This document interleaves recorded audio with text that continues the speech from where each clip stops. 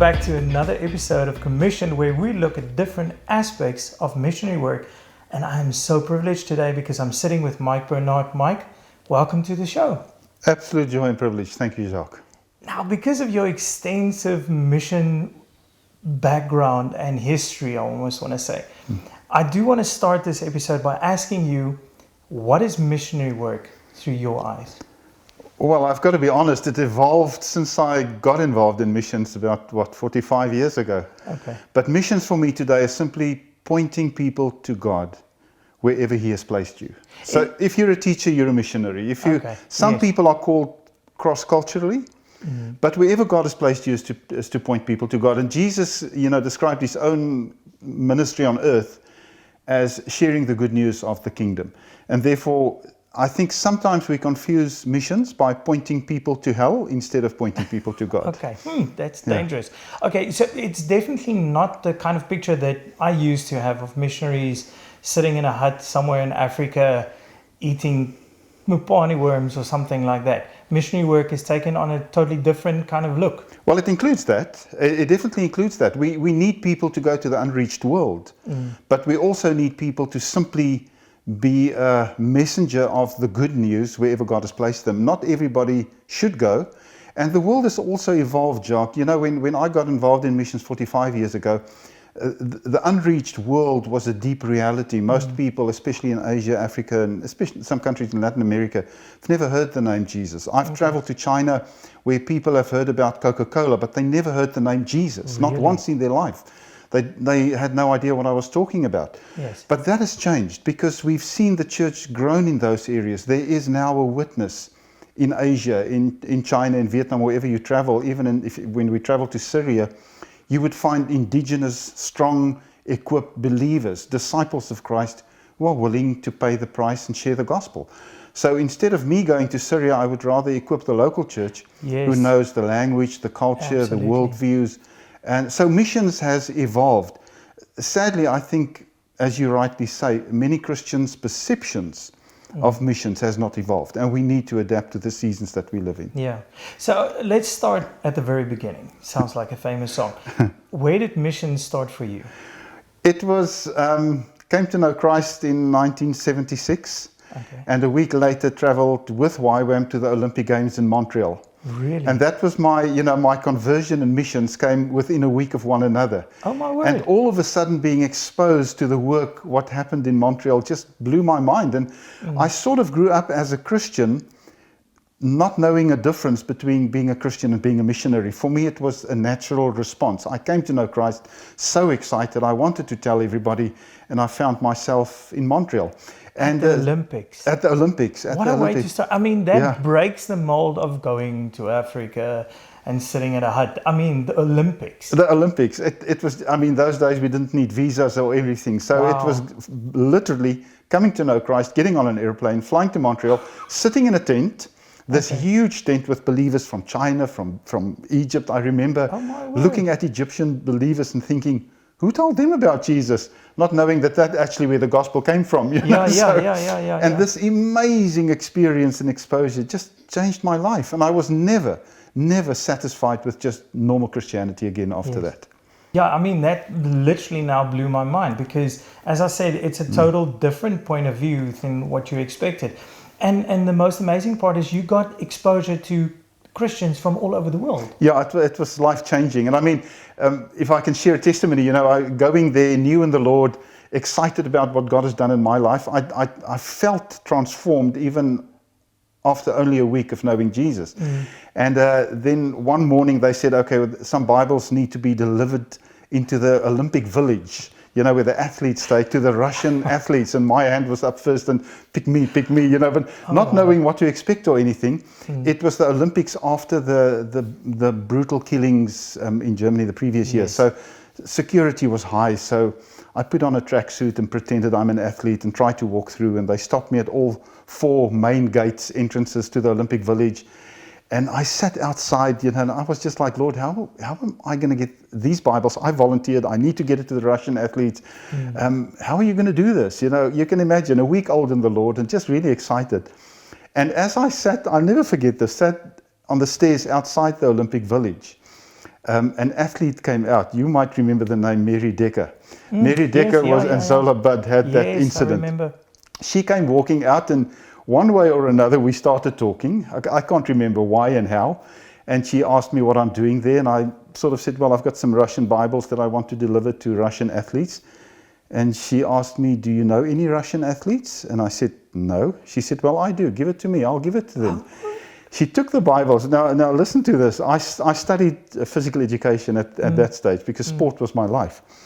And she looked at me and she said, have you seen anything of the Olympic Games?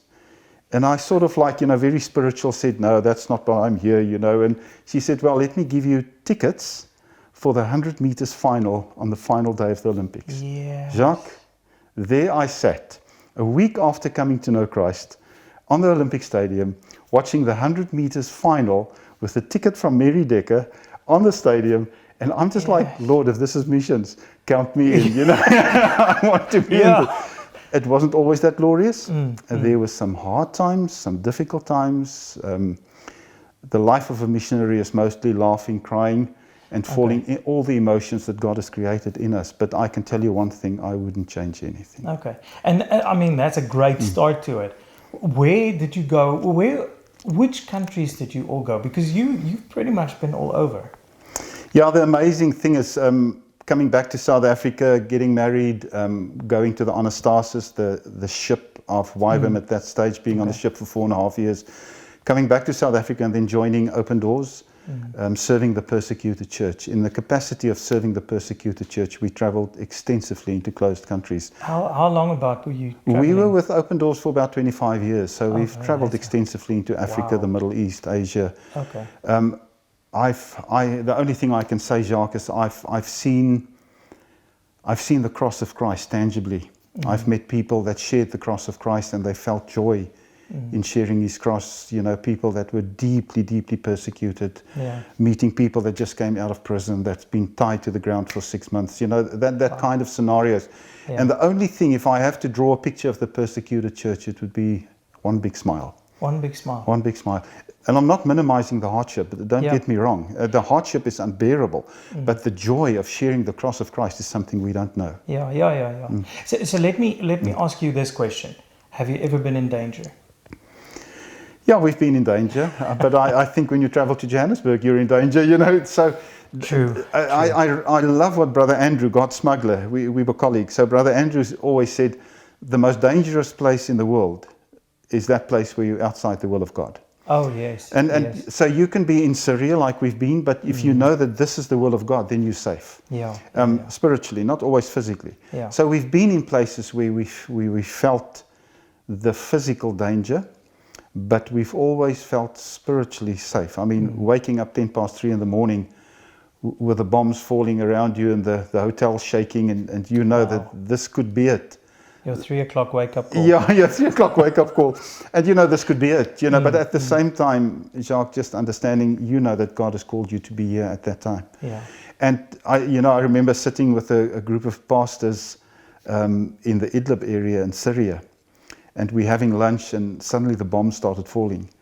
And it shakes your body, it hits you on the chest. And for them, they just keep on eating. This is like 11 years of bombs, who cares? But for me, when the first bomb fell, it's like, I'm like this. And the pastor looked at us, a lady pastor, and she said, are you afraid? And my colleague that was with us said, he just looked at her and sort of tongue in the cheek said, if you run, we run. If you stay, we stay. And she just looked at us and she just said, thank you. Thank you. Thank you for being here. And I just realized at that moment, just the fact that we were there just simply to say to them through our physical presence, you are not alone. You belong to the body of Christ. Yes. That's missions. So Mike, let's talk about what's happening with you now, because not even I totally understand what you're currently doing. I'm going to try and say the word without messing it up. So you're doing investigative journalism. Yeah, that's right. And missionary. Yeah, that's right. I started my mission journey 45 years ago as a journalist. Okay. And then got involved in the persecuted church and did... my mission work was never going out and sharing the gospel. It was always equipping the local church, whether it be China, Vietnam, Middle East, wherever, so that they could share the gospel. So my mission work was always equipping and encouraging more than self-evangelizing. Yes. But in the last 15 years, Jacques, I really came to an understanding, and this was just before the Arab Spring in 2010, I really came to an understanding that God is sovereignly shaping the world that we live in. And to do effective mission work, we need to be strategic. Okay. Sometimes, we've got this wonderful idea and we start something and we say, Lord, come and bless our ministry. That's the wrong attitude. Okay. The right attitude is say, Lord, what are you doing? And how do I slot in with what you are already doing? Because then that prayer becomes obsolete. If we slot in with what God is doing, it's a different... That is so true. So I became involved. I started a ministry called In Context International, where we look at global news, not from a prophetic perspective. I need to make that very clear. We're not a prophetic ministry. We look at global events. We look what's happening in the world. We look at Ukraine, Russia. We look at COVID-19. We look at whether it be Donald Trump or Joe Biden. We understand China, Taiwan today. What's happening there. We look at the Arab Spring, the Middle East, Saudi Arabia, and come to an understanding of the opportunities that God is creating for His church. To use the season that we live in. So really looking at global news from a Christian and a missional context. So I'm an investigative journalist, so I investigate what's happening in the world and try and identify those opportunities. COVID-19 created opportunities for the church. That is unparalleled in the season that we live in. Yeah, because that's something that I've heard you talk about, and that I actually want to bring into this conversation. Because the first thing that I heard that you said or talked about was when Afghanistan happened, the whole withdrawal, and we were all praying for the church to safely come out of Afghanistan. And you told me, or told us, that the church in Afghanistan was like, "And leave us alone. We're good. We're in the right spot." And then the next thing that I hear you say is with the bomb the big explosion in Beirut, where the church, instead of running away, they started a frame workshop, a wooden workshop. Massive. They emptied the church. It was just, Jacques, when that explosion took place in the silos in the harbor of Beirut, and 300,000 people were displaced within 5 seconds. I mean, it's just mind-boggling. We were there after the explosion, and to see the effects of that. I phoned our partner pastor in Beirut and I said, "My brother, what's happening?" And he just cried. He just said the devastation, the death, the homelessness, it's unparalleled. But he said, the only words he said to me, he said, "Mike, this is our time." Wow. This is our time. Wow. He recognized that God has created an opportunity for the church to use the hardship to bring light. Light is not scared of darkness. Light looks at its best when it's dark, So we should embrace these seasons that we live in. For the church in Afghanistan, they understand that when Taliban moves in, there's going to be some real concerns and fears. And that's when the church can be at its best.